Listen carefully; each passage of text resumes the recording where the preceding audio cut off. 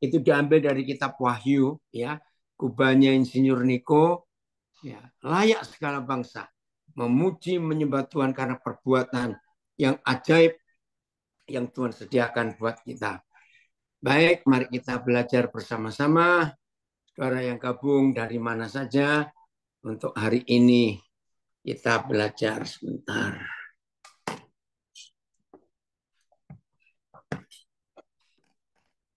Siapkan rekamannya dulu.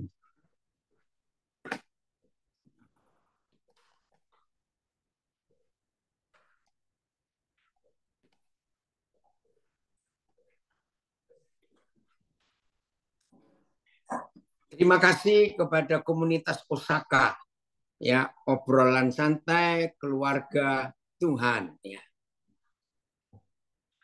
Hari ini kita akan belajar, istilahnya eksposisi itu membongkar, ya, kitab Kejadian pasal 15. Sungguh secara khusus kepada saudari kita Ibu Ayu dan tim Osaka, dari Kalimantan Timur, pedalaman hadir Ibu Eni Esther Sapa, memilihkan tema untuk kita belajar hari ini Kejadian 15. Saudara, hanya ada 2 pasal dalam Perjanjian Lama yang tiap kali saya baca pasal itu pasti saya menangis. Yang pertama Kejadian 15. Yang kedua Yesaya 53. Sungguh, maka itu ketika dari komunitas Osaka memberi saya tema Kejadian 15, aduh, betul-betul saya sangat bersuka cita. Wah, dari Salatiga, Medan, semuanya hadir.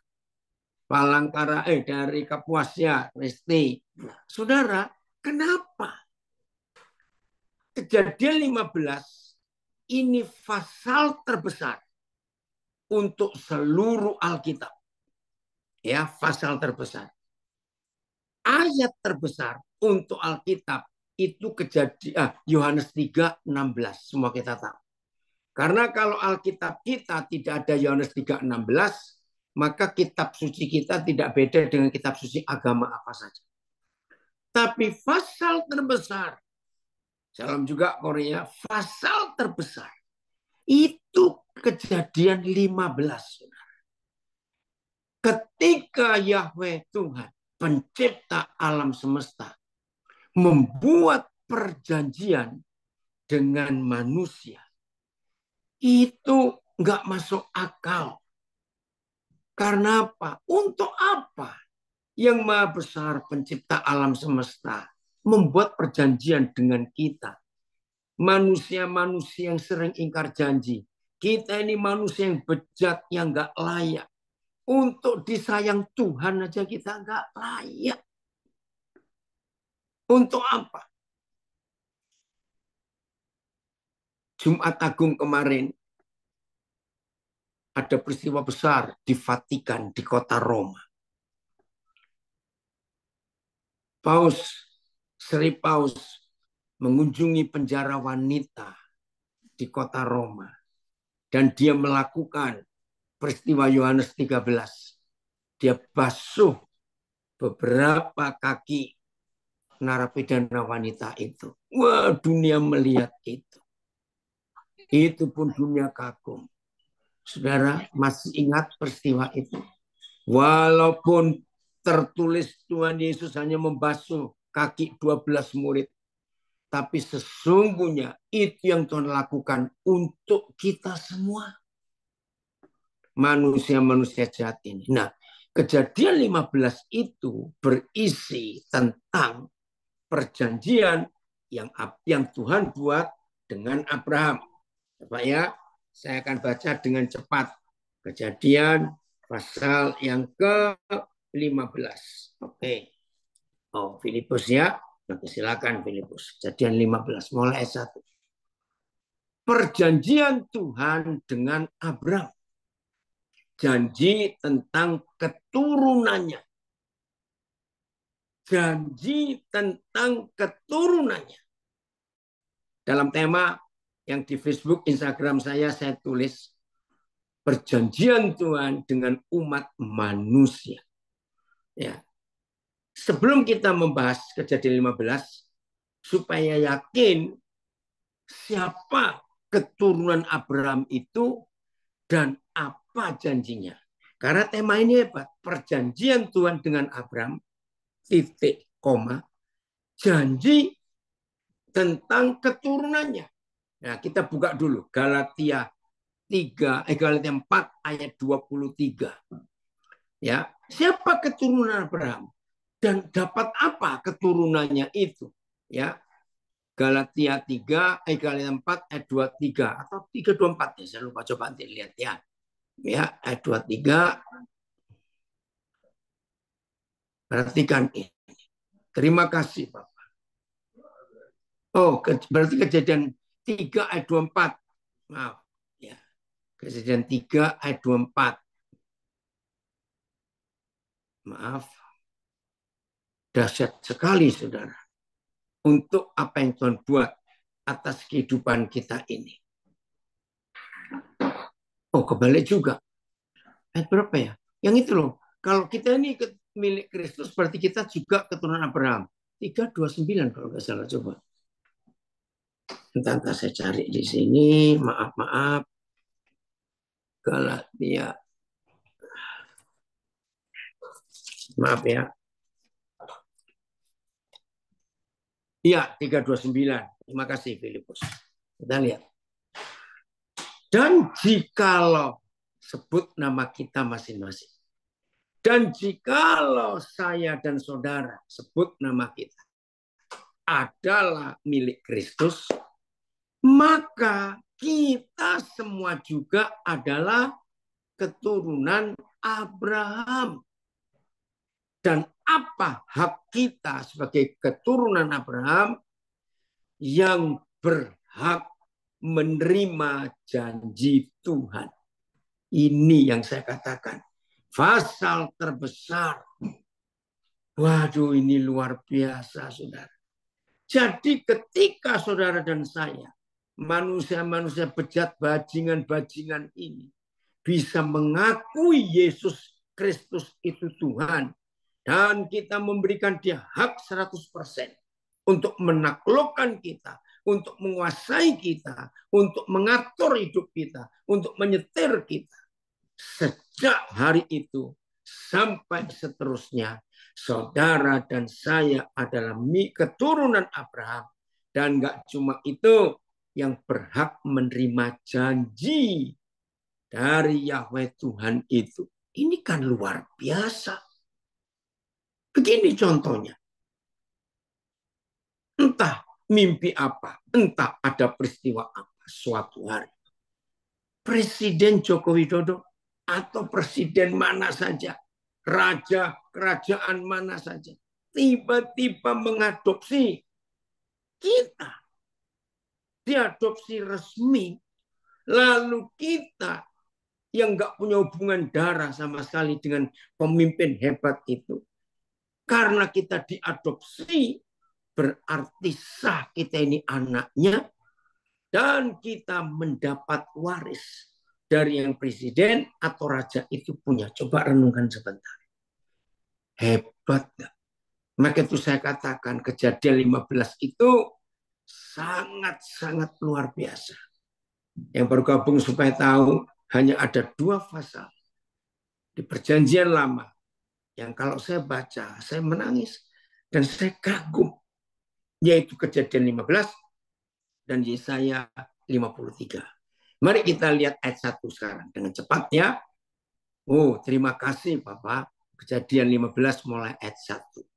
Jadi jangan lupa, siapapun kita, sebejat apa hidup kita masa lalu, senajis apa, begitu kita mengakui Yesus Kristus itu Tuhan, maka saudara dan saya otomatis menjadi keturunan Abraham yang berhak menerima janjinya. Kemudian datanglah firman Yahweh kepada Abraham dalam suatu penglihatan. Ya bilang aja di mana. Joy, matikan, Joy. Ya. Saudara perhatikan. Dalam suatu penglihatan. Artinya, Papa di surga sering hadir di hidup kita. Itu dalam suatu penglihatan. Penglihatan itu tiba-tiba kita lagi tenang, atau terbayang sesuatu di pikiran kita. Nah, itu penglihatan. Dan itu cara Tuhan sering berbicara kepada kita. Ya, begini firman-Nya, janganlah takut, Abram. Kalau Papa berfirman, janganlah takut. Berarti kita sedang apa? Sedang takut. Ya, jangan takut. Terus, Gurga, kamu di mana sekarang? Ya, ini anak saya baru muncul, ada aku katanya. Ya. Berarti Abram sedang takut. Kita sering takut dalam kehidupan ini karena banyak masalah yang kita hadapi. Akulah perisaimu, akulah pelindungmu, akulah penjagamu, akulah benteng hidupmu. Wih, luar biasa. Kalau sampai Tuhan memberikan kuasa kepada kita melindungi, menjagai, ya, menolong, terima kasih, membentengi hidup ini. Kedua, akulah upamu. Maaf, upamu akan sangat besar. Saudara perhatikan. Ketika Papa berfirman ini kepada Abram, Abram itu nggak doa minta ini, minta itu. Oh, dokter hebat dari kerajaan hadir juga. Ya, Abram nggak minta. Tapi Papa janjikan sendiri, upamu akan sangat besar. Perhatikan ini. Saya ingin mulai hari ini semua kita. Setelah kita baca Galatia 3:29. Bahwa kalau saudara dan saya adalah milik Kristus, berarti kita juga adalah keturunannya. Dan kalau kita keturunannya, berarti kita juga berhak menerima janjinya. Nah, ini salah satu janji terhebat. Abram nggak minta apa-apa. Dia lagi merenung akan hidupnya ini. Tapi Papa tahu. Saya mau katakan kepada saudara, jangan tersinggung. Wih, orang panen hadir. Saya mau katakan, jangan tersinggung. Betul, Adit. Aduh, ini saudara kita tiba-tiba mengalami satu musibah dalam tanda kutip, ya. Tapi Tuhan tolong luar biasa. Ya. Nah, merinding ya Adit mendengar janji ini. Nah, saudara, maaf ya, yang suka cerewet kepada Tuhan, yang mintanya, doanya panjang-panjang, Tuhan tolong Tuhan ini, hari ini ubah. Tempatkan hidup kita seperti Abram. Sayuti, terima kasih lama nggak ketemu. Tempatkan hidup kita dalam si Abram yang nggak pernah minta macam-macam, tapi Papa menjanjikan, nggak minta. Tuhan nggak, Abram nggak berdoa, Tuhan berkati Tuhan, aku nggak punya anak, oh Tuhan berkati, ini aku perlu uang, enggak. Tapi Tuhan sendiri, kembali ke Kejadian 15. Tapi Yahweh sendiri yang berkata, akulah perisaimu dan upahmu akan sangat besar. Maaf, saya harus tegas ini berkata kepada semua saudara yang hidupnya menggunakan prinsip Lukas 18. Mintalah gedor-gedor surga. Nggak perlu. Abram ini mendapat posisi yang sangat luar biasa di hadapan Tuhan. Karena dia taat, dia setia. Itu saja lakukan. Upahmu akan sangat besar. Abram menjawab ayat 2. Ya Yahweh Tuhan, apakah yang akan kau berikan kepadaku? Karena aku akan meninggal dengan tidak mempunyai anak. Dan yang akan mewarisi rumahku ialah Eliezer, orang Damsyik itu. Nah, rupanya ini ketakutan, kekhawatiran Abram. Maka itu dia lagi merenung, dia lagi terpenung. Bagaimana nanti kekayaanku begini banyak? Nggak ada yang mewarisi karena aku nggak punya anak. Rupanya Papa tahu. Keren ya? Jadi Abram nggak pernah minta anak, nggak pernah minta ini. Kalau doa hanya bersyukur, tapi Papa tahu. Lagi kata Abraham, engkau tidak memberikan kepadaku keturunan, sehingga seorang hambaku nanti menjadi ahli warisku. Tetapi datanglah firman Yahweh kepadanya. Demikian. Betul, Fred. Luar biasa kasih Kristus menyertai kita semua. Ya, bukan cuma untuk kami. Orang itu, Eliezer maksudnya, tidak akan menjadi ahli warismu. Melainkan anak kandungmu, dialah yang akan menjadi ahli warismu. Lalu Yahweh membawa Abram keluar serta berfirman, coba lihat ke langit, hitunglah bintang-bintang. Jika engkau dapat menghitungnya, maka firman-Nya kepadanya. Artinya begini, Bapak terima kasih. Tuhan kan ngajak Abram, hitung bintang-bintang di langit. Abram nggak jawab apa-apa, karena Papa tahu siapa bisa menghitung bintang. Maka itu Abram gak komen, Abram gak jawab, Abram gak berkata apa-apa. Tapi Yahweh Tuhan tahu isi hatinya. Saudara, saya mau katakan ini. Jauh lebih baik Tuhan yang memeriksa hidup kita. Tuhan yang memberitahu kita daripada saudara yang sering cerewet memberitahu Tuhan dalam doa yang panjang-panjang itu. Lihat ini Abram. Kan Tuhan bilang, Abram, lihat ke langit. Coba hitung bintang-bintang itu, jika engkau dapat menghitungnya. Abram belum jawab apa-apa, Abram tidak bereaksi. Maka firman-Nya kepada Abram, Papa, kami ingin memiliki sikap ini dalam hidup kami. Ampunilah kami yang sering cerewet kalau berdoa, memberitahu Tuhan detail begini, ampuni kami padahal Engkau tahu. Maka itu saya punya istilah. Kalau saudara nggak bertobat dari doa yang panjang-panjang, mau sampai kapanpun, kalau saudara berdoa, langsung Tuhan akan minggir. Karena Tuhan kenal orang yang doanya cerewet. Panjang-panjang memberitahu. Setelah saya mengenal kejadian 15 ini, doa saya nggak pernah panjang, saya hanya merenung saja, menikmati kasih Bapa, menikmati janji-janjinya, menghitung kebaikannya. Ini ada yang komen. Sejak saya mendengar pengajaran Papi, doa paling lama 1 menit. Puji Tuhan. Nggak perlu juga. Kenapa? Dia tahu.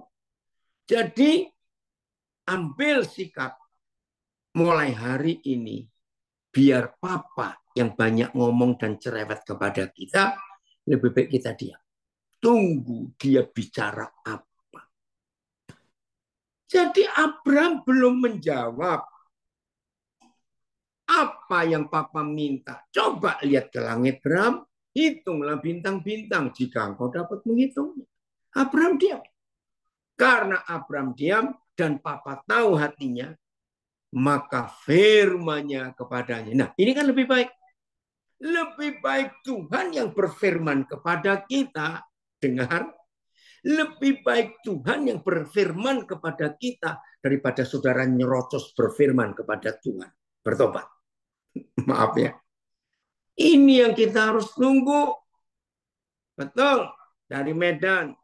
Doanya memuaskan hawa nafsu diri sendiri. Itu Yakobus pasal 4. Padahal Tuhan Maha tahu. Ya.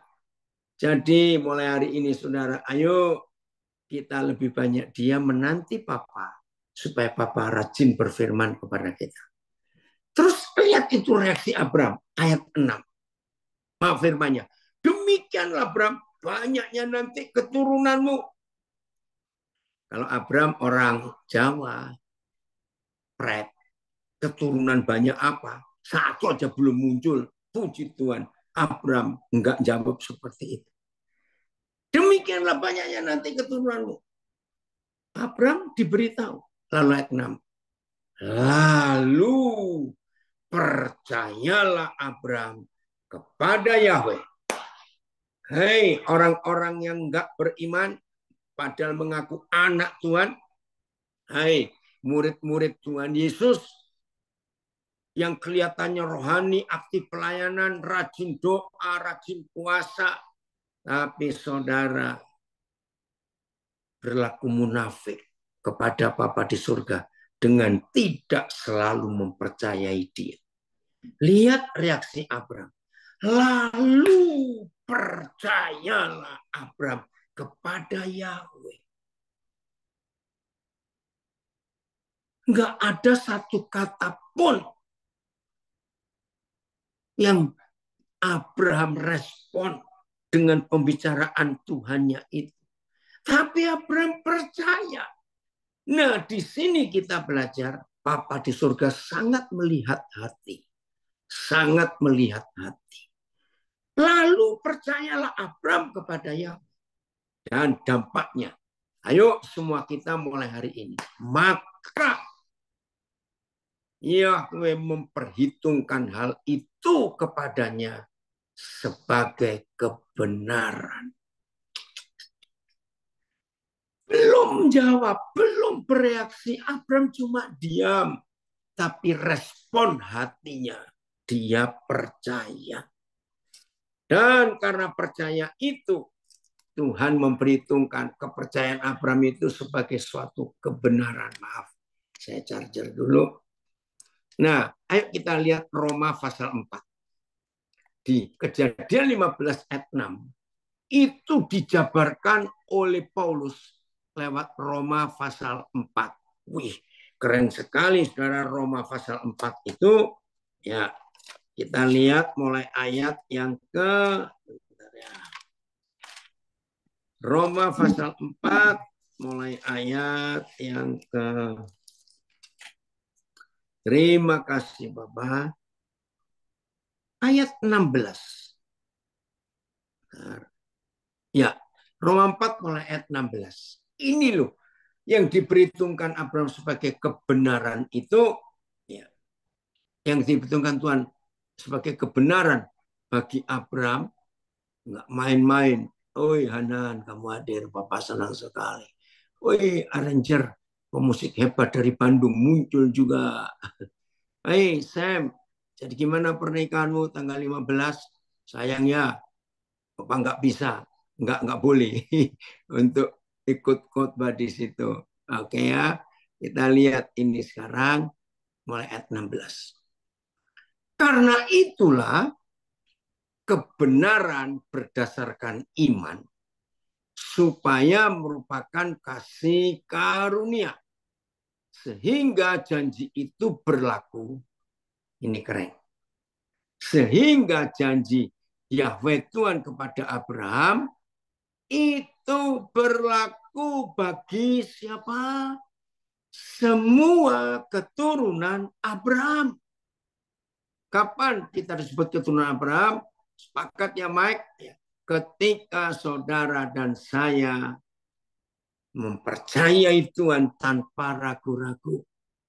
Belum ada Rian, Bapak ke Jakarta, nanti ya dikasih tahu.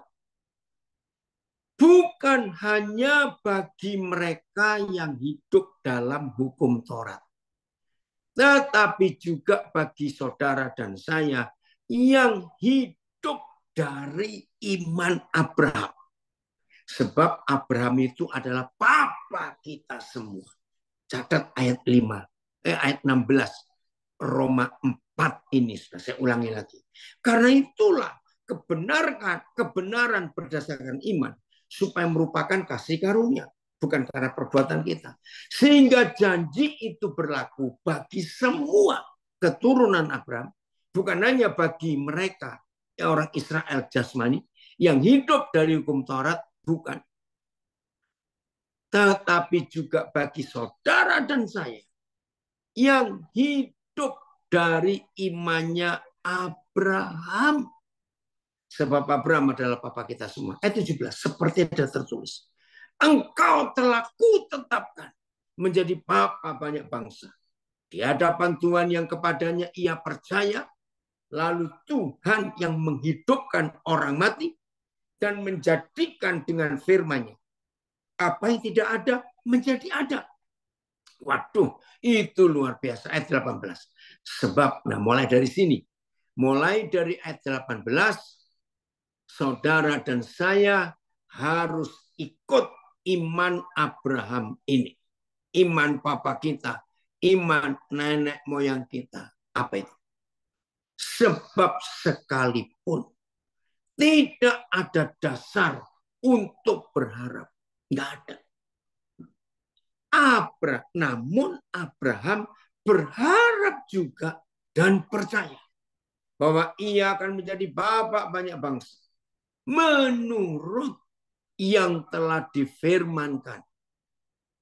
Demikianlah banyaknya nanti keturunanmu. Saudara bayangkan.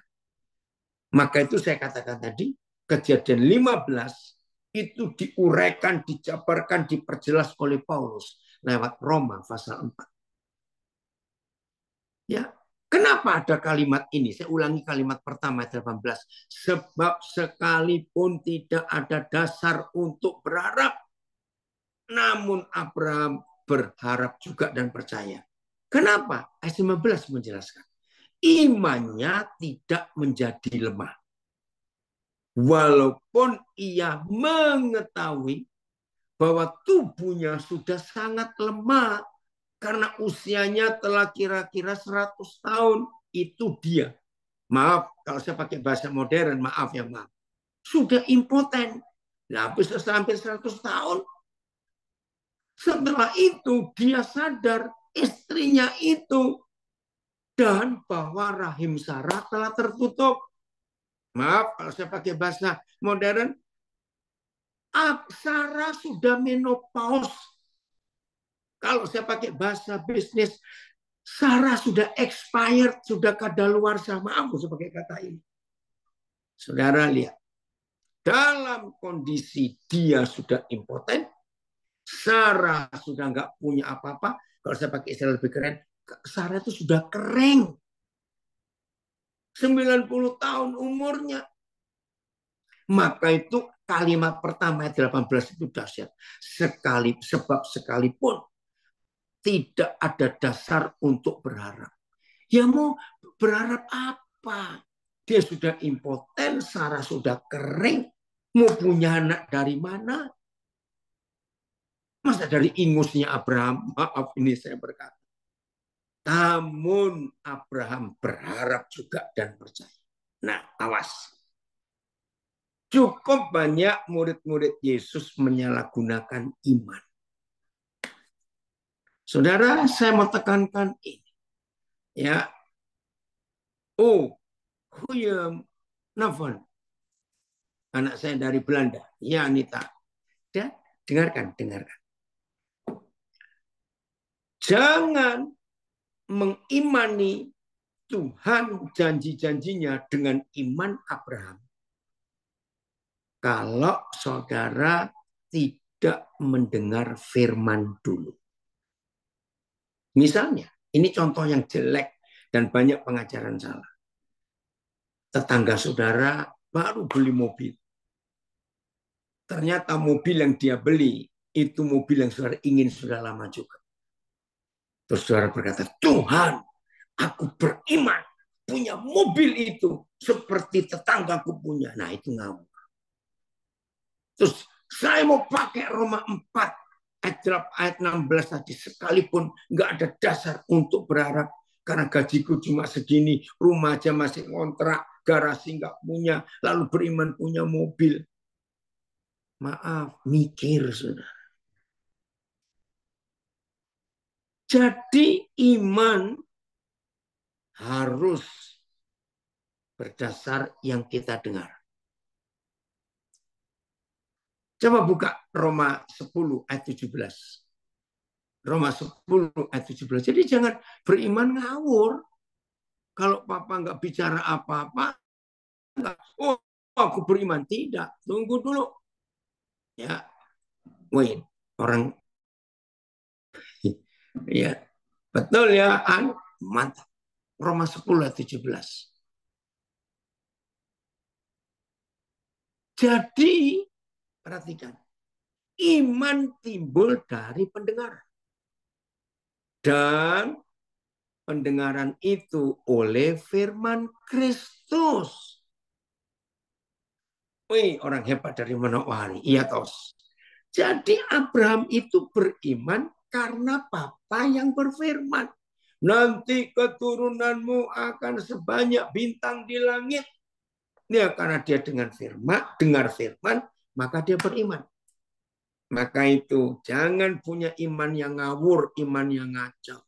Harus tunggu Tuhan. Harus tunggu Tuhan. Betul, iya. Itu luar biasa.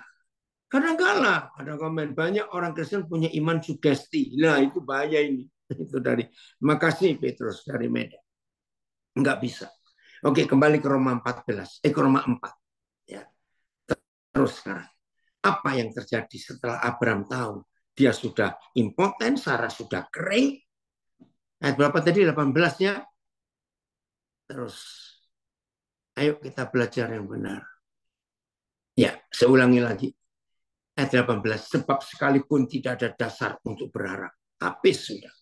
Namun Abraham berharap juga dan percaya bahwa ia akan menjadi bapak banyak bangsa menurut yang telah difirmankan. Demikianlah Abraham, banyaknya keturunanmu nanti. Jadi saudara dan saya nggak boleh beriman karena kesaksian orang. Kita nggak boleh beriman karena tetangga. Enggak. Harus yang Tuhan firmankan kepada kita. Nah, pasti ada yang tanya. Nah, kalau begitu, oke, ya, Petrus itu yang nyapa Yohanes Andoko, ya, itu sepupunya Papa, ya satu sekelas dengan Sam, angkatan 68 itu. Oke, kan, kau yang sampaikan. Jangan iman kita ngawur karena orang lain. Enggak, harus dapat firman dari dia. Ayat 15. Imannya tidak menjadi lemah. Walaupun ia mengetahui bahwa tubuhnya sudah sangat lemah, impoten. Karena usianya telah kira-kira 100 tahun. Dan bahwa Sarah sudah kering, rahimnya tertutup, enggak menopause lagi. Kembali, ayat 20 dinyatakan. Tetapi terhadap janji Tuhan, Abraham tidak bimbang karena ketidakpercayaan, ya. Terus malah ia diperkuat dalam imannya dan ia memuliakan Tuhan. Luar biasa. Nah, jadi Papa di surga memperhitungkan Abraham itu dan begitu hebat karena imannya enggak goyah. Sekalipun fakta dia sudah impoten, Sarah sudah kering. Ayat 21. Dengan penuh keyakinan bahwa Tuhan berkuasa untuk melaksanakan apa yang telah ia janjikan. Ya sudah. Ayat 22 itu tadi yang ayat berapa? Ayat 6 atau ayat 4 di Kejadian 15. Ayat 22. Karena itu hal bahwa Abraham penuh keyakinan karena Tuhan berkuasa untuk melaksanakan apa yang telah ia janjikan. Hal itu diperhitungkan oleh Tuhan kepada Abraham sebagai kebenaran. Itu tadi Kejadian 15. Kata-kata ini ayat 23 Roma 4, yaitu hal ini diperhitungkan kepadanya. Tidak ditulis untuk Abraham saja. Ini yang luar biasa, saudara. Tetapi ditulis juga untuk siapa? Untuk kita. Sebab kita pun Tuhan sebab kepada kita pun. Oh, terima kasih Bapak. Terima kasih. Roma 4 melatih, bukan Roma 10, ya Roma 4. Tetapi ya ulang-ulang ayat 23 24 ini. Oh, terima kasih Bapak, terima kasih. Sekarang saudara mengerti kenapa saya katakan 2 pasal saja di Perjanjian Lama yang sangat-sangat hebat, yaitu Kejadian 15 dan Yesaya 53. Ini luar biasa. Kata-kata ini, yaitu ini Papa yang ngomong. Hal ini diperhitungkan kepada Abraham oleh Papa. Nah, kata-kata ini tidak ditulis untuk Abraham saja. Tidak. Tetapi ditulis juga untuk kita. Sebab kepada kita pun Tuhan memperhitungkannya. Karena saudara dan saya percaya kepada Dia yang telah membangkitkan Yesus. 2 hari lalu kita memperingati ini. Yang telah membangkitkan Yesus Tuhan kita dari antara orang mati. Ya sudah. Ya sudah. Wih, hebat sekali. Ya, ada yang tanya, bagaimana kalau menghilangkan pikiran-pikiran yang mesti pakai iman sama yang bukan iman, hanya cuma pakai naluri saja, dan bedanya apa naluri sama iman? Beda. Naluri itu karena baca buku, nonton TV, nonton film, ketemu orang, teman, tetangga, cerita tentang ini, tentang itu. Nah, itu naluri. Wajar. Tapi iman hanya datang karena firman. Tolong catat. Nah, tadi saya mau ngomong. Pasti banyak di antara kita. Terus gimana dong caranya kita bisa dengar firman Tuhan? Itu tadi. Kalau berjumpa Tuhan, jangan cerewet. Jangan Tuhan diomongin ini, diomongin itu. Jangan Tuhan diberitahu ini, diberitahu itu. Jangan Tuhan dimintain ini, dimintain itu. Jangan. Lebih baik waktu kita berjumpa Tuhan dalam doa, dalam apa saja. Lebih baik kita diam. Supaya Papa yang nyerocos kepada kita. Jangan kita yang nyerocos kepada dia, goblok. Maaf ya, saya paling marah itu. Kalau ada orang doa panjang-panjang begitu, ngapain Tuhan diberitahu? Dia tahu semuanya. Nah, begitu Papa tahu, ya, begitu Papa tahu, kita diam karena menantikan dia, pasti Papa akan bicara. Wih, betul dari mana Wari? Banyak gagal paham. Iya, karena itu loh, saudara, saya mau hapus konsep dalam gereja. Banyak gereja, banyak berdoa, banyak berkat. Kurang berdoa, kurang berkat. Sedikit berdoa, sedikit berkat. Tidak berdoa, nggak ada berkat. Itu ayat dari mana? Salah. Itu salah. Hapus konsep itu. Justru diam. Ketika Papa yang tanya tadi ya, Ian Hilman, saya, Papa lupa loh, nak kamu ilmawan. Siapa ini ya? Oke, Papa jawab. Ketika Papa tahu, ketika kita menghampiri dia, kita mencari dia, kita diam. Kita menunggu informasi apa, berita apa. Pasti Papa akan bicara. Jadi bedakan ya, naluri dengan iman itu beda. Saya ulangi lagi, naluri itu karena melihat sesuatu, dengar sesuatu, mikir sesuatu. Muncul naluri. Tapi iman harus dari Tuhan berfirman. Roma 10:17 tadi. Ayo kembali lagi ke Kejadian 15. Kalau komunikasi dengan orang tua, harus banyak orang yang berbicara. Betul. Ilustrasi bagus. Terima kasih Petrus untuk kalimat itu. Ya. Jadi mulai hari ini ayo kita berubah. Jangan cerewet sendiri kalau kita sedang bertemu Tuhan. Ya. Betul. Ini anak saya, sutradara ini. Beriman seharusnya untuk kesejahteraan orang banyak. Bukan untuk keuntungan diri sendiri semata. Betul. Jadi iman bukan untuk aku kaya, untuk tidak. Tidak. Makasih Gus untuk tambahanmu. Ya saya ulangi ya. Beriman seharusnya untuk kesejahteraan orang banyak. Bukan keuntungan diri sendiri semata. Betul. Ini luar biasa. Oi, news anchor. Hebat sekali David. Kamu ada. Oke ya. Yang Maha Tahu hanya ingin kita melihat dan percaya sepenuhnya kepada Dia. Betul. Benar. Luar biasa cara berpikir harus diubah. Oke. Lihat. Oke, mulai ayat 1 lagi. Kejadian 15 ya. Yang masih cerewet-cerewet kalau berdoa itu lihat 15. Mulai ayat 1. Saya cepat aja. Oh, bentar. Ya. Kemudian datanglah firman Yahweh kepada Abraham dalam satu penglihatan. Janganlah takut, Abraham, akulah perisaimu, upahmu akan sangat besar. Abraham nggak ngomong. Dia nggak berdoa, dia sedang merenung akan nasibnya, akan hidupnya. Bagaimana ini kekayaanku? Siapa yang punya nanti? Ya, terus ayat 4. Tetapi datanglah firman Yahweh kepadanya. Ayat 4. Ayo Filipus. Ya. Demikian. Bram, Eliezer ini tidak akan menjadi ahli warismu, melainkan anak kandungmu. Dialah yang akan menjadi ahli warismu. Abraham nggak komen apa-apa, nggak ngomong apa-apa. Lalu Yahweh membawa Abraham keluar. Lihat. Ya, supaya cepat, yang baru gabung nanti saudara baca lagi ayat 1 sampai ayat 5. Bagaimana Abraham tidak cerewet.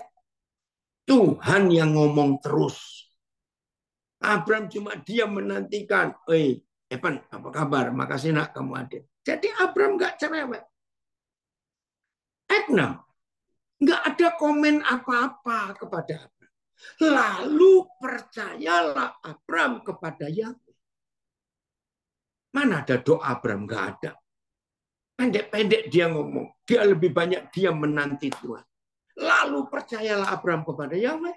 Maka Yahweh memperhitungkan hal itu kepadanya sebagai kebenaran. Lagi firman Yahweh kepadanya. Saya harap yang cerewet nyerocos sendiri kalau berdoa bertobat hari ini. Baca ayat 1 sampai ayat 7. Ya kalau ayat 6 lalu percayalah ya. Ayat 7 lagi firman Yahweh kepadanya. Saudara tahu nggak kata lagi? Tuhan ngomong terus. Karena Tuhan lihat Abraham ini diam. Nggak banyak ngomong. Lagi firman Yahweh kepadanya. Akulah Yahweh yang membawa engkau keluar dari Ur Kasdim untuk memberikan negeri ini kepadamu menjadi milikmu. Saudara, itu dia. Baik, dari Sangapura. Kebenaran selalu menyegarkan hidup orang yang percaya. Dasar sekali kebenaran ini betul. Ini yang hebat. Kata Abraham. Nah, di sini dia baru ngomong. Setelah begitu panjang Papa bicara. Ya Yahweh Tuhan. Dari manakah aku tahu bahwa aku akan memilikinya?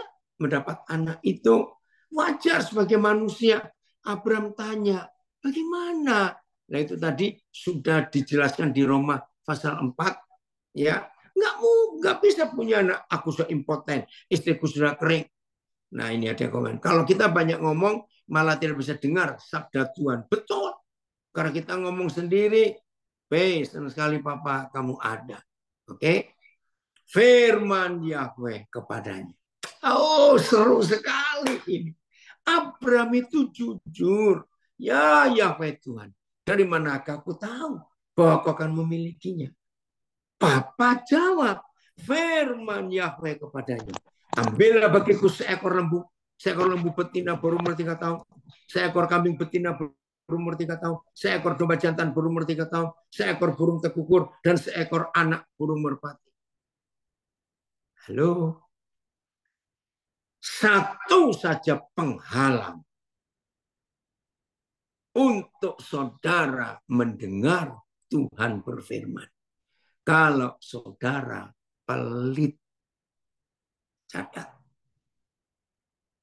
Begitu Abraham tanya, dari mana aku tahu bahwa aku akan punya anak? Tuhan nggak beri cara. Begini ya, begitu. Enggak. Malah Papa minta ambil seekor lembu betina, seekor kambing betina, seekor domba jantan, burung tekukur, dan merpati. Nah, orang pelit nggak akan pernah diajak Tuhan bicara. Catat. Terus sudah pelit, egois lagi, nggak akan Tuhan bicara. Jadi penghalang utama Tuhan berbicara itu hanya pada orang pelit dan orang egois. Kenapa orang pelit, orang egois nggak bisa diajak Tuhan ngomong? Ya karena Tuhan itu kalau ngomong, ingat tadi anak saya Gus Sumenap ini, bahwa iman kita itu untuk kesejahteraan orang lain. Bukan untuk keuntungan pribadi kita semata-mata. Catat itu saudara. Ya, jangan lupa. Iman kita dampaknya harus ke banyak orang. Bukan untuk ke diri sendiri. Itu saja. Ya, nah ini Abraham. Kalau pelit, minta seekor lembu betina. Berapa juta itu harganya? Seekor kambing betina, seekor domba jantan. Berapa itu harganya? Lihat ayat 10. Diambilnyalah semuanya itu bagi Yahweh. Seperti perintahnya dipotong dua, lalu diletakkan bagian-bagian itu yang satu di samping yang lain. Jadi kiri kanan. Tapi burung-burung itu tidak dipotong. Ketika burung-burung buas singgah pada daging binatang-binatang itu, maka Abram mengusirnya. Menjelang matahari terbenam. Kembali sikap ini yang dicari. Menjelang matahari terbenam. Tertidurlah Abram dengan nyenyak. Haleluya. Saudara, berkali-kali peristiwa ini terjadi. Berkali-kali. Luar biasa Tuhan kita. Nah, makasih Adit, luar biasa ya. Percaya istrimu mengalami zaman Tuhan karena iman, janji Tuhan. Tidur nyenyak. Adam dibuat tidur nyenyak. Yakub ketika dalam pelariannya dikejar oleh Esau. Sampai di suatu kota namanya Bethel. Dia tertidur. Dan langit terbuka. Saudara, ada banyak. Aduh. Ada yang tanya ini, saya baca dulu ya. Pertanyaan, apa perbedaan orang pelit dengan orang yang memberi tapi dikit, alias yang penting ada dibanding berkat. Apa yang dibanding berkat? Terima dari Tuhan. Pokoknya orang yang murah hati, Tuhan minta apa saja pasti diberi. Jangan kita kelihatan murah hati supaya dapat pujian dari orang lain. Nah, itu beda. Filipus masih di ayat itu, jangan keluar dulu. Nah, saudara, tidur nyenyak. Itu artinya diam, jangan cerewet. Biar Tuhan yang berbicara. Saya suka loh mendengar kata menjelang matahari berterbit, tertidurlah Abram dengan nyenyak. Ini banyak terjadi di hidup saudara kita, baik perjanjian lama maupun perjanjian baru. Tidur. Tuhan Yesus bisa tidur nyenyak di perahu yang sedang diombang-ambingkan angin gelombang. Dan air pun sudah masuk ke perahu. Kok bisa tidur Tuhan kita? Nah itu. Nah maka itu orang yang susah tidur itu karena banyak khawatir dan banyak mikir. Maka itu nggak tidur. Tapi kalau kita bisa tidur, kalau kita bisa percaya kepada Tuhan, tidurlah. Waktunya itu tidur. Enak sekali. Nah, waktu tidur itulah. Ayat 13. Firman Yahweh kepada Abram. Waktu tidur nyenyak. Buang khawatir. Ya, untuk apa? Lihat semua bayi. Kalau lagi digendong mamanya atau digendong papanya. Istilah saya. Mau ada bom meletus di sampingnya. Dia bilang cuma goyang dikit, tidur lagi. Betul ya? Yang pernah punya anak tahu itu. Karena dia rasa aman. Diperlukan papanya, mamanya. Ketahuilah. Dengan sesungguhnya bahwa keturunanmu akan menjadi orang asing dalam satu negeri. Yang bukan kepunyaan mereka. Dan bahwa mereka akan diperbudak dan dianiaya 400 tahun lamanya. Tetapi bangsa yang akan memperbudak mereka akan kuhukum. Dan setelah itu mereka akan keluar dengan membawa harta benda yang banyak. Wih, saudara, itu terjadi di Mesir zaman Musa. Oke, ada yang komen. Orang pelit pengajarannya aneh-aneh karena tidak pernah mendengar suara Tuhan yang akurat. Setuju? Ini Pak Gembala dari Medan. Saya ulangi ya, keren ini ya. Orang pelit, pendeta pelit, hamba Tuhan pelit, itu maksudnya. Pengajarannya, khotbahnya pasti aneh-aneh karena tidak mendengar suara Tuhan yang akurat. Setuju? Dari Lembang. Benar. Seperti khotbah Papa tentang Matius 7:7. Itu kan menjawab permintaan mereka. Kalau minta untuk orang lain. Betul. Itu Lukas 11. Ya, jadi itu Papa kita. Oh, betul. Paulus tidur nyenyak juga dalam penjara. Betul. Oke. Jadi zaman Musa, janji ini, firman ini baru tergenapi. Ya, tetapi engkau, ayat 15, Kejadian 15, akan pergi kepada nenek moyangmu dengan sejahtera. Engkau akan dikuburkan pada waktu yang telah putih rambut. Tetapi keturunan yang keempat akan kembali ke sini. Sebab sebelum itu kedurjanaan orang Amori, itu suku-suku asli Kanaan, belum genap. Ketika matahari telah terbenam dan hari menjadi gelap, maka kelihatanlah perapian yang berasap beserta suluh yang berapi lewat di antara potongan-potongan daging itu. Siapa dia? Yesus Kristus, terang dunia. Pada hari itulah, saudara, ini yang terdahsyat. Ya, saya ulangi lagi tadi dari awal. Kejadian 15 ini dahsyat, saudara. Kalau tidak ada pasal 15 kitab Kejadian, maka kita nggak punya arti menjadi anak-anak Bapa. Pada hari itulah Yahweh mengadakan perjanjian covenant dengan Abraham. Jangan lupa, nggak cuma untuk Abraham, tapi untuk kita juga yang percaya Tuhan Yesus.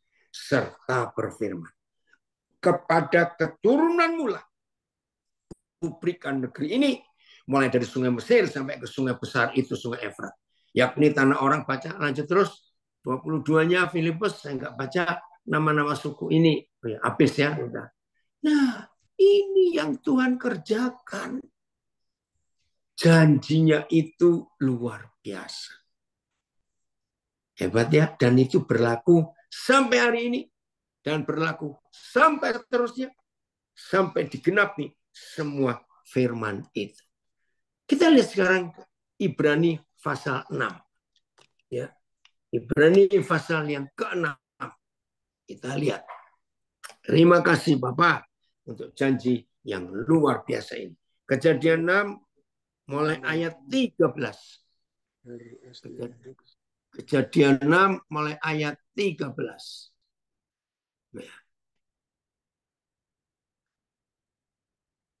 Kejadian Ibrani asal lama Pak. Salah Pak. Filipus. Ibrani 6 mulai ayat 13. Wih, ini pasal ini sangat mengagumkan, saudara.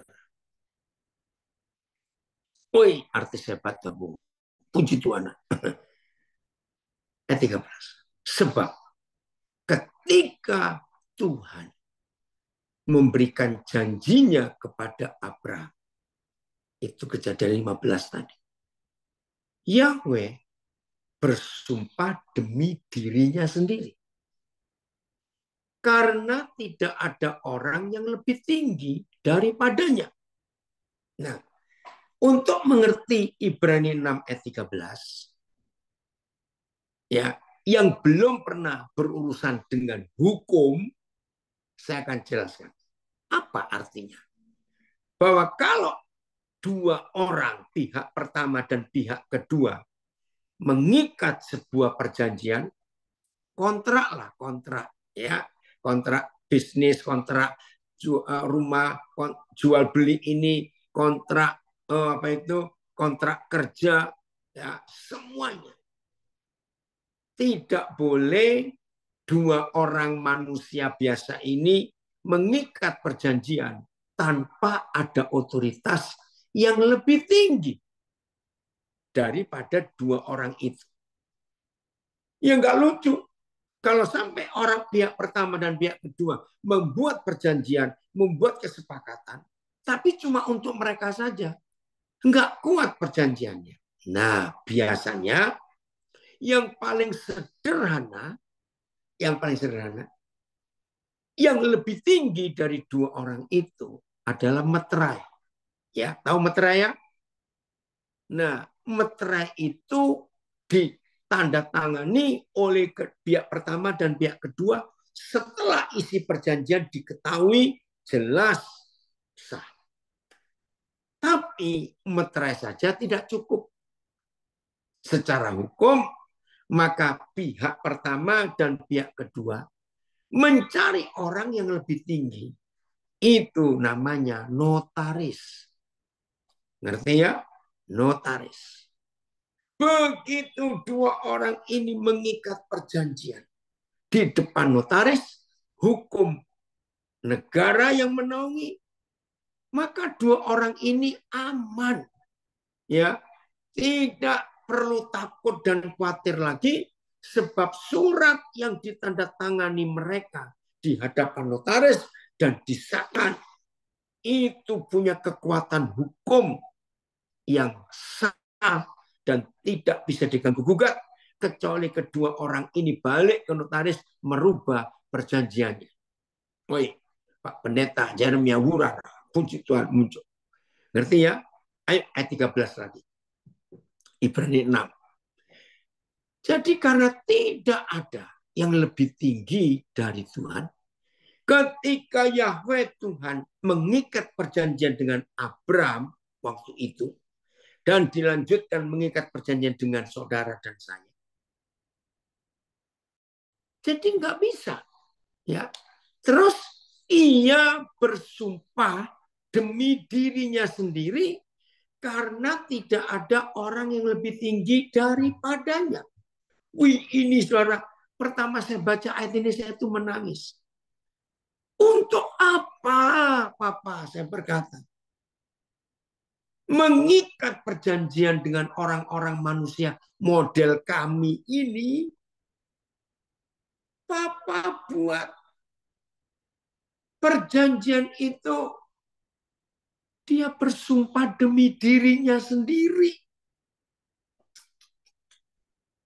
Apa isi janjinya? Ayat 14. Sesungguhnya aku akan memberkati engkau berlimpah-limpah dan akan membuat engkau sangat banyak.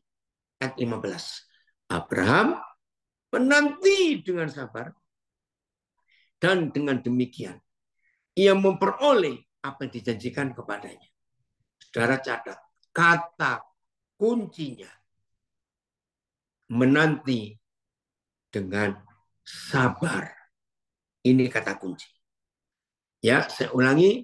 Kata kunci saudara dan saya untuk bisa menanti, menggenapi perjanjian itu sabar. Masih ingat Pengkhotbah 3:11, Tuhan membuat segala sesuatu indah pada waktunya.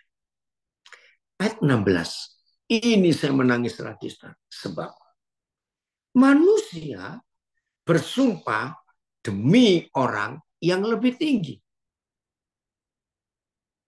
Itulah notaris. Dan sumpah itu menjadi suatu pengakuan baginya yang mengakhiri segala bantahan. Nah, Filipus coba ayat 16 dari beberapa terjemahan. Iya, dari Medan. Luar biasa. Dia itu Tuhan. Bersumpah atas dirinya. Hanya untuk kita. Betul. Maka itu Petrus membuat Papa menangis. Aduh, siapa kami ini Tuhan?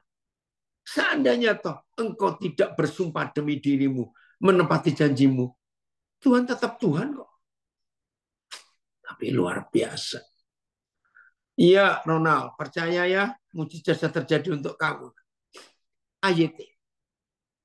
Manusia bersumpah demi seseorang yang lebih besar daripada dirinya sendiri.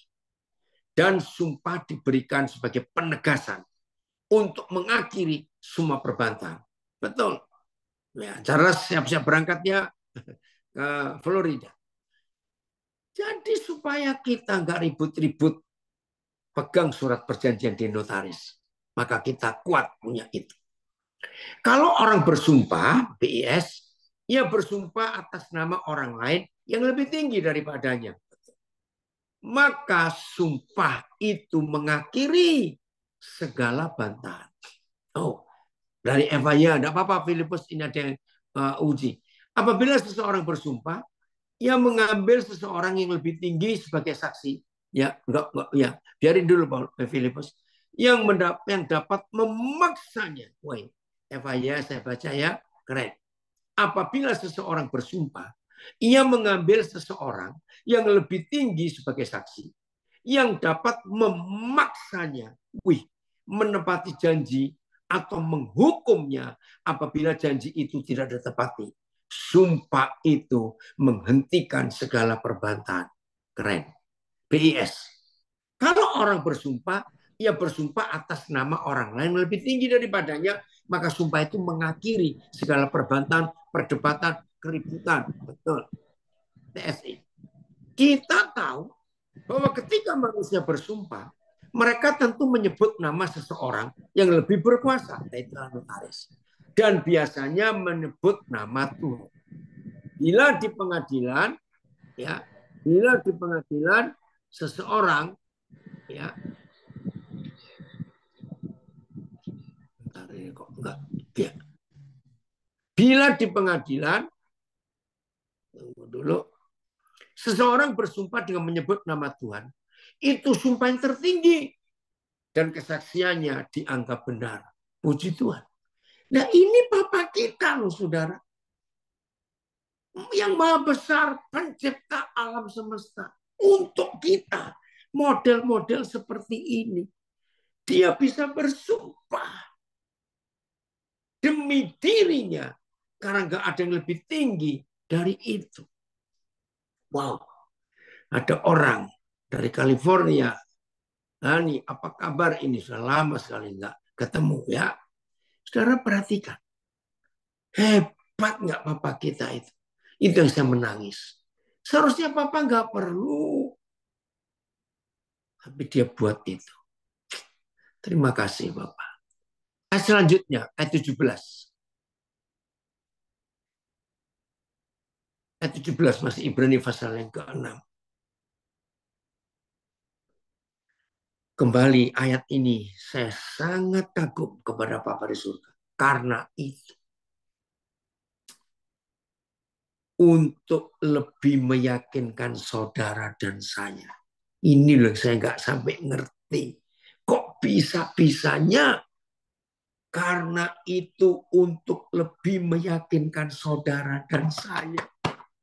Yang berhak menanti menerima janji itu. Akan kepastian putusannya.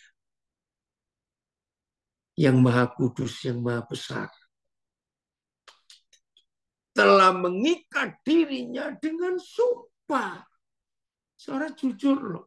Perlu nggak sih Tuhan buat ini? Nggak perlu. Tapi karena Papa tahu banyak orang kurang ajar di antara kita. Maka itu yang suka klaim janji Tuhan itu khotbah-khotbah, pengkhotbah karismatik yang mata duitan. Mari kita klaim janji Tuhan, klaim dasmu kuno. Kalau orang Surabaya marah. Klaim apaan? Iya, Vero, kode lupa belum kirim jadwal pesawatnya ya nanti hari setelah Zoom ini. Jadi Papa tahu ada banyak di antara kita manusia-manusia kurang ajar. Yang nggak mempercayai janjinya. Sehingga banyak di antara kita yang suka klaim janji Tuhan. Enak saja klaim. Makanya suka klaim-klaim bertobat ya. Itu hanya untuk asuransi. Tapi Tuhan telah mengikat dirinya dengan sumpah. Ayat jadi ketika Tuhan ingin menunjukkan dengan lebih meyakinkan kepada ahli waris janjinya. Itu kan kita. Bahwa tujuannya, bahwa janjinya tidak akan berubah. Ia menjamin dengan membuat sumpah. Saya bilang, ngapain Tuhan? Nggak perlu. Maaf ya. Saudara renungkan. Kan sebenarnya nggak perlu Tuhan pakai sumpah dengan kita. Itu janji-janji dia sendiri kok. Tapi Tuhan tahu. BIS. Tuhan mau menegaskan kepada orang-orang yang menerima janjinya. Oh haleluya. Bahwa ia tidak akan merubah rencananya. Oh Papa kau luar biasa. Itulah sebabnya yang maha besar, yang maha kudus menambah sumpah pada janjinya itu. TSI. Demikian juga waktu Tuhan hendak menguatkan kebenaran janjinya. Dia menguatkan janji itu dengan sumpah. Karena dia ingin. Karena Papa ingin. Supaya kita, keturunan Abraham, secara rohani, meyakini bahwa apapun yang Tuhan janjikan, pasti ditepati. FYI, Tuhan juga mengikat dirinya dengan sumpah. Sehingga apabila ia menjanjikan pertolongan kepada seseorang, orang itu akan benar-benar yakin dan tidak usah takut bahwa Tuhan akan mengubah rencananya. FYI, VMD-nya, Filipus coba turunkan. Sampai kayak gitu loh Tuhan itu, saudara. Itu kan luar biasa. Tuhan mau membuktikan bahwa janjinya benar. Ia mau membuktikannya kepada orang yang akan mendapatkan yang dijanjikannya. Sehingga mereka dapat mengerti dengan jelas bahwa rencananya tidak pernah berubah. Tuhan mengatakan sesuatu akan terjadi. Dan dia membuktikan yang dikatakannya itu dengan bersumpah. Saya sampai saya nggak tahu mau respect bagaimana lagi kepada Papa di surga. Saya ulangi lagi. Kan sebetulnya nggak perlu Papa sampai ngikat dirinya dengan sumpah kepada orang-orang double model kita. Ini betul great assurance. Asuransi yang terhebat. Makasih Mesia. Papa, ampuni kami, ampuni kami. Orang-orang kurang ajar ini. Terima kasih, Papa. Orang yang suka klaim-klaim janji Tuhan, orang tersebut adalah orang Kristen debt collector. Oh, ampuni kami. Itu janjinya. AMD-nya coba. Filipus naikkan lagi AMD. Dengan cara yang sama, Tuhan ingin menegaskan dengan jelas kepada orang-orang yang akan menerima janjinya bahwa tujuannya tidak berubah. Karena itu, ia menegaskannya. Oh Tuhan, dengan membuat sumpah. Kan nggak perlu seharusnya. KSKK. Maka Tuhan telah mengikatkan diri dengan sebuah sumpah. Untuk meyakinkan mereka yang menantikan janjinya. Ngapain? Ngapain Papa? Bahwa ia tidak mengubah pikirannya. Ampuni kami. Ayo yang suka meragukan, bertobat. Saudara berhak meragukan. Istilah tadi insting atau naluri saudara. Kalau saudara dapat janji tapi bukan dari firman Tuhan. Betul, ada yang komen. Harusnya malu ya yang suka klaim janji Tuhan. Padahal nggak pernah bayar preminya. Betul. Ayo bertobat kita saudara. Nah seperti ini yang Papa janjikan. Begitu hebat ya. Kejadian 15. Nah coba saudara temukan. Kapan iman yang hebat saudara miliki terakhir kali? Dan iman saudara miliki itu berdampak buat orang lain. Kapan? Jadi selalu dampak iman kita harus ke orang lain, bukan ke diri sendiri. Oh terima kasih Tuhan, akhirnya aku bisa dapat mobil yang aku imani. Oh Tuhan terima kasih, aku dapat berlian yang aku imani. Oh Tuhan terima kasih, aku dapat sepatu tas bermerek yang sekian puluh juta yang aku imani. Ngawur itu. Tidak ada iman seperti itu. Iman dari Tuhan, karena kita mendengar firman-Nya dan kita lakukan. Itu luar biasa. Tadi pagi, saya masih ingat cerita 4 November yang lalu. Jadi 4 November 2023, kami suami istri, orang hebat, Bapak Pendeta hari misa, datang. Apa itu? Renos, ya. Ada ya. 4 November yang lalu 2023, kami diundang pelayanan ke Surabaya. Tapi pesawat kami nyampainya lebih awal, cukup lama, 2 jam sebelum acara. Lalu yang undang ngajak kami makan. Yang undang ngajak kami makan, pas di samping tempat pelayanan itu. Nah, biasa. Tiba-tiba Roh Kudus beritahu saya, kamu lihat satu pelayan itu. Oh ya? Nah, saya lihat pelayan itu, saudara. Nah, tapi dia sibuk. Ya, dia sibuk. Nah, itu saya punya kebiasaan, Papa, gimana cara saya masuk ke dia?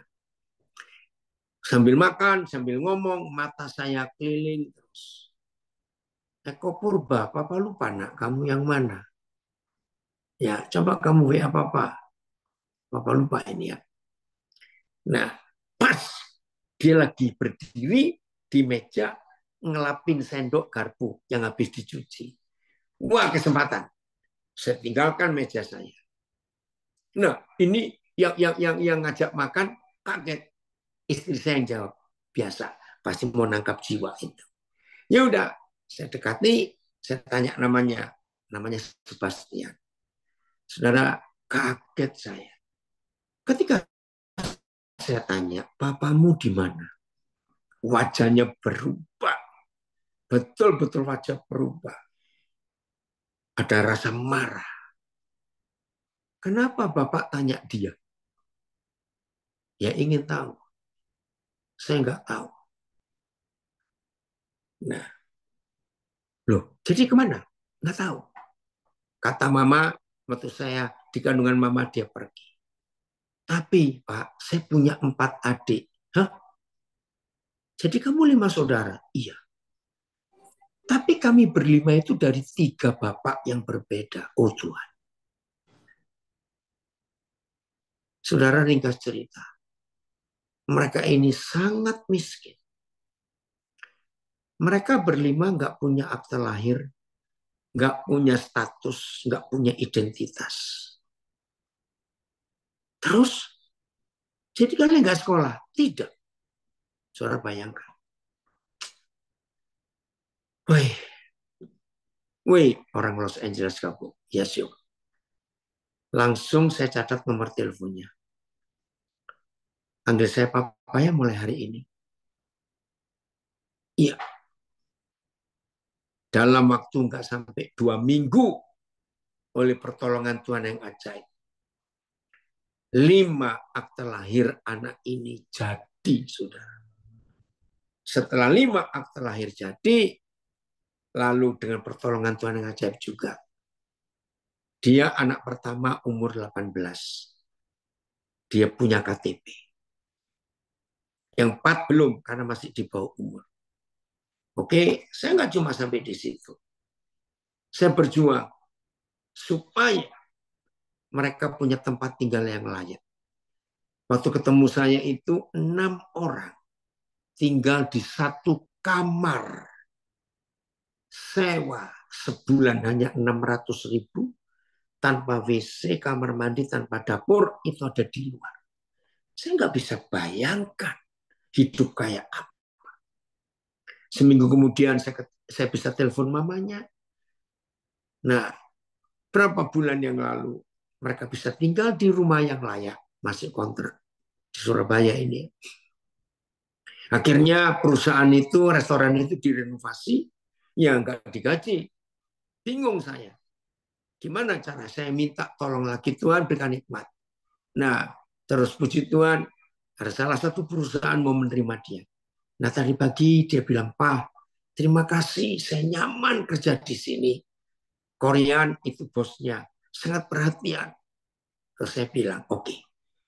Mulai bulan ini April, kamu cari sekolah untuk adik-adikmu. Harus sekolah tahun ini. Tidak bisa tidak. Nah, saya bilang begitu. Luar biasa. Maka itu saya bilang tadi, Tuhan hanya akan bicara pada orang yang gak egois dan gak pelit. Bisa aja saya menolak waktu itu, Tuhan saya sibuk lagi makan kok, ngapain ngurusin orang gak kenal. Tapi Tuhan bicara, tolong dia. Puji Tuhan saudara, berhasil. Luar biasa bukan? Nah maka itu saya tanya, iman terakhir yang saudara dapat dari Tuhan dan punya dampak untuk orang lain. Kapan saudara kerjakan itu? Jadi terima kasih kepada komunitas Osaka mengundang kita hari ini untuk belajar Kejadian 15. Dan itu pasal terbesar di Perjanjian Lama. Maka dunia diselamatkan. Karena saudara dan saya keturunan Abraham. Dan sebagai keturunan Abraham, kita berhak menerima semua janji Tuhan. Tuhan memberkati kita semuanya luar biasa. Haleluya. Saya kembalikan